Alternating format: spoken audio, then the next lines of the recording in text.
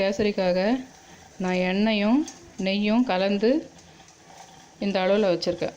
இதில் நான் முந்திரியை போட்டு வறுத்து எடுத்துட்டு அதுக்கப்புறம் ரோஸ்டட் ரவையை போட்டு ஒரு 4 பரட்டு பரட்டிட்டு சைடில் இவ்வளோ தண்ணி வச்சுருக்கேன். அதை போட்டுட்டு கலர் போட்டுட்டு 1க்கு 2 சர்க்கரையும் 1க்கு 2 தண்ணியும் ஊற்ற போகிறேன். முந்திரியை போட்டுட்டேன்.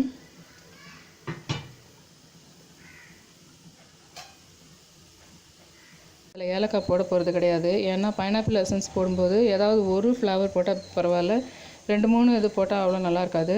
பைனாப்பிள் எசன்ஸ் போகிறதா இருந்தால் அந்த மாதிரி எசன்ஸ் எல்லாமே லாஸ்ட்டில் நம்ம இறக்கிறதுக்கு ஒரு 2 நிமிஷத்துக்கு முன்னாடி தான் போடணும். முந்திரியை வறுத்து நான் தனியாக எடுத்துகிட்டு உடனே ஆல்ரெடி ரோஸ்டட் ரவைன்னு வைக்குது, அது வாங்கலாம். இல்லை ரோஸ்டட் ரவை வாங்கலைன்னா தனியாக அது வறுக்க வேண்டியிருக்கும். நம்ம முன்னாடியே ரோஸ்டட் ரவை வாங்கினாலும் கொஞ்சம் எண்ணெயில் இப்போது நான் இந்த முந்திரியை இந்த அளவு வறுத்து எடுத்துட்டேன். அதே எண்ணெயில் முதல்ல முந்திரியை வறுத்து எடுத்துடணும். எடுத்துட்டு அதுக்கப்புறம் இந்த ரவையை ஆல்ரெடி இது நான் ரோஸ்டட் ரவை தான் வாங்கியிருக்கேன்.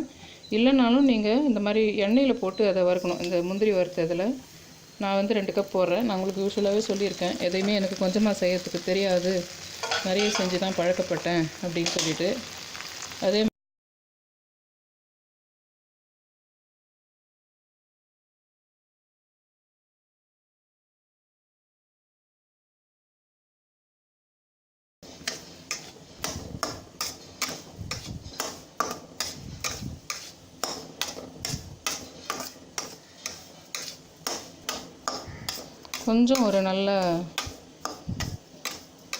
கொஞ்சம் நல்லா அந்த எண்ணெயில் ரொம்ப வறுக்கக்கூடாது.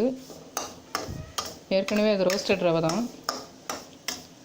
கொஞ்சம் நல்லா மேலே கீழே வறுத்து ஒரு எல்லோ அந்த கோல்டன் ப்ரௌனுக்கும் கொஞ்சம் முன்னாடி ஸ்டேஜ் வரும்போது அந்த சைடில் கொதிச்சுக்கிட்டு இருக்கிற இந்த தண்ணி எடுத்து அதில் ஊற்றிடலாம்.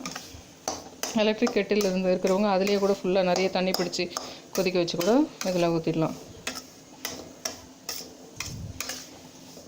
ஆனால் அது ஆக்சுவலாக அவ்வளோ நல்லது கிடையாது. ஏன்னா அது பிளாஸ்டிக்கில் கொதிக்குது. எலக்ட்ரிக் கெட்டில்ன்றது பிளாஸ்டிக்கில் வருது. அது மெட்டலில் வர எலக்ட்ரிக் கெட்டில்ஸ்னால் பரவாயில்ல, பிளாஸ்டிக்கில் கொதிக்கிறது எல்லாம் நல்லது கிடையாது.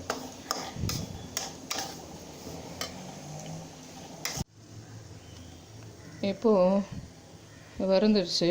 இப்போ இந்த தண்ணி நல்லா பாயில் ஆகிடுச்சு, கொதிச்சிருச்சு. நான் தான் குறைச்சிட்டேன். இப்போது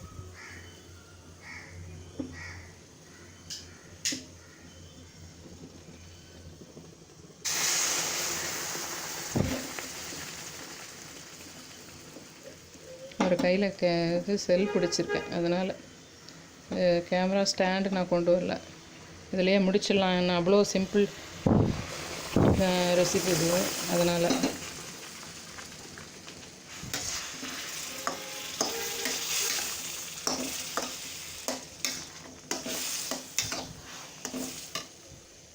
இந்த மாதிரி பண்ணால் நம்மளுக்கு அந்த உருண்டை கட்டிக்கிறதுன்றது ஒரு நிகழ்ச்சியாக நடக்காது.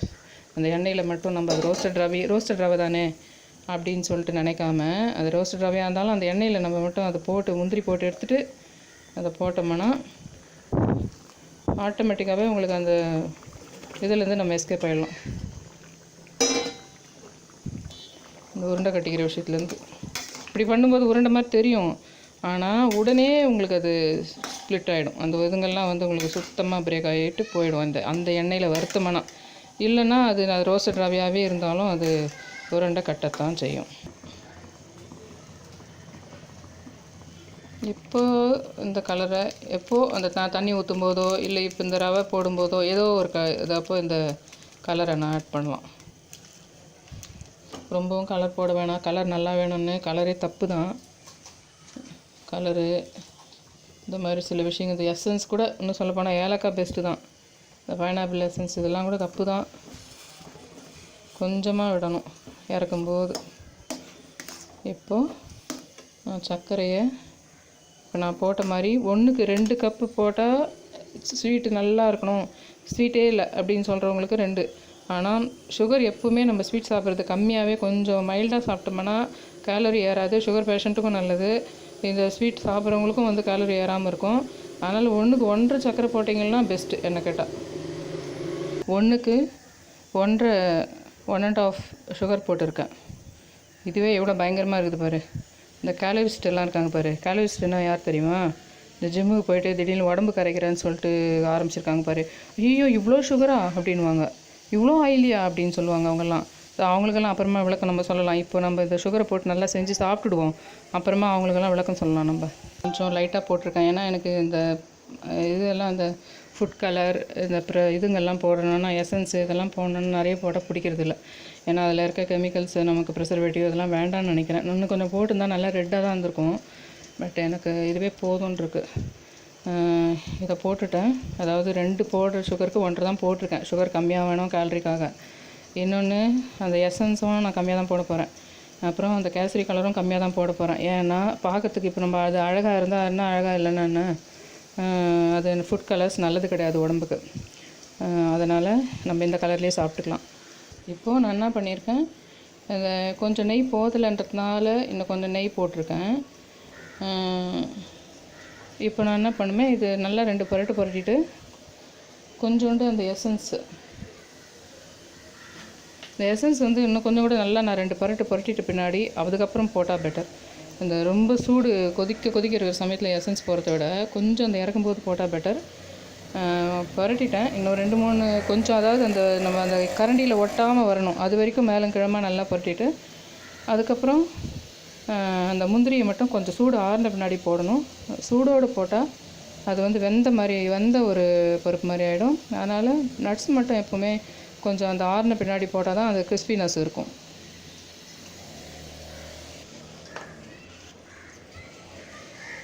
கொஞ்சோண்டு எசன்ஸ். இப்போது அந்த முந்திரியை ஆட் பண்ணுறேன். ஆட் பண்ணிவிட்டு இன்னும் கூட சூடு ஆறல, அதனால் அப் அண்ட் டவுன் அப்புறமா கலந்துக்கிறேன். இந்த முந்திரியை வந்து எப்போவுமே முதல்ல நான் சொன்ன மாதிரி எண்ணெயில் போட்டு வறுத்து எடுத்துகிட்டு அதுக்கப்புறம் அதில் ரவையை போட்டு எல்லாம் பண்ணிங்கன்னா அந்த முந்திரிலேருந்து ஒரு ஆயில் வந்து அதனுடைய ஒரு டேஸ்ட்டு, அதனுடைய ஒரு மனம் வந்து உங்களுக்கு ஒட்டுமொத்த ஸ்வீட்டில் மிக்ஸ் ஆகும். நீங்கள் தனியாக கடைசியாக வேறு ஒரு பாத்திரம் வச்சு அந்த முந்திரியை வறுத்து இந்த மாதிரி சூடான பின்னாடி போட்டால் அந்த முந்திரி நம்மளுக்கு வந்து சும்மா அது வந்து நம்மளுக்கு ஒவ்வொரு முறை வாய்க்கு தட்டுப்படும் போது மட்டும்தான் அந்த டேஸ்ட் இருக்கும். அந்த முந்திரியோடைய மொத்த சுவையும் உங்களுக்கு ஸ்வீட்டில் கலக்கணுன்னா எண்ணெயில் முந்திரியை முதல்ல வறுத்து எடுத்துகிட்டு அதுக்கப்புறம் அந்த எண்ணெயிலேயே ஓல்லுது எந்த ஸ்வீட்டாக இருந்தாலும் பண்ணால் தான் உங்களுக்கு வந்து அதனோடைய முந்திரிக்குன்னு ஒரு ஸ்வீட்டும் மனமும் இருக்குது, அந்த ஒரு டேஸ்ட்டும் மனமும் இருக்குது. அது வந்து ஒட்டுமொத்த ஸ்வீட்டில் உங்களுக்கு மிக்ஸ் ஆகும். அதனால் இந்த முந்திரியை மட்டும் முதல்ல வறுத்து எடுத்துகிட்டு அந்த எண்ணெய் அது கூட மிக்ஸ் ஆகணும், அந்த எந்த ஸ்வீட் செய்கிறதா இருந்தாலும். ஹலோ, நம்முடைய எல்லா இந்திய தோழர்கள் மற்றும் ஃப்ரெண்ட்ஸ் எல்லாருக்கும் நான் வந்து எல்லாருடைய மன கஷ்டங்களையும் அவங்களுடைய அந்த ஒரு மனோதத்துவ ரீதியாக அதை ஆராய்ஞ்சு அவங்க லைஃப்பில் நடக்கிற இன்சிடெண்ட்டுங்களை கொண்டு வந்து அது எந்த மன வலியை கொடுக்கும், அது என்ன பிரச்சனைன்னு சொல்லி, அதே சமயத்தில் ஒரு சமைக்கிறது அன்றாட வாழ்க்கையில் தமக்கு தேவையான சில விஷயங்கள் டிப்ஸுங்க அந்த மாதிரி விஷயங்களையும் கூடவே நான் அதை ஒரு ஃப்ரெண்டு மாதிரி தான் சொல்லிக்கிட்டு வரேன். இதுக்கு நடுவுலையே வந்து உறவுகளோ இல்லை ஃப்ரெண்ட்ஸோ இல்லை நம்மளுக்கு பெரியவங்களோ இல்லை நம்ம சின்னவங்களோ நமக்கு என்ன மன வலிகளை ஏற்படுத்துகிறாங்க, அதுக்கு காரணம் என்ன, அவங்க எந்த மன அழுத்தத்தினால இதை நமக்கு செய்கிறாங்க அப்படின்ற விஷயங்களெல்லாம் நான் வந்து என்னோடய சேனலில் போட்டுக்கிட்டுருக்கேன். எனக்கு வந்து நீங்கள் சப்ஸ்கிரைப் பண்ணுங்கள். முடிஞ்ச வரைக்கும் நீங்கள் எல்லாமே நம்முடைய இந்திய தோழர்கள் அனைவருக்கும் வந்து நீங்கள் ஷேர் பண்ணுங்கள். நீங்கள் ஏதாவது சஜஷன் சொன்னால் நல்லாயிருக்கும். லைக் பண்ணுறது உங்களுக்கு பிடிச்சிருந்தால் லைக் பண்ணுங்கள், சப்ஸ்கிரைப் பண்ணுங்கள். சப்ஸ்கிரைப்டு அப்படின்னு சொல்லிட்டு கிரே கலரில் இருந்தால் நீங்கள் பண்ண வேணாம், ஏன்னா அது நீங்கள் ஏற்கனவே இந்த மாதமோ இல்லை போன வருஷமே கூட பண்ணி முடிச்சுட்ருப்பீங்க இந்த சேனலுக்கு. அதனால் சப்ஸ்கிரைபுன்னு ரெட் கலரில் இருந்தால் மட்டும் நீங்கள் சப்ஸ்கிரைப் பண்ணுங்கள், ஷேர் பண்ணுங்கள் முடிஞ்ச வரைக்கும்.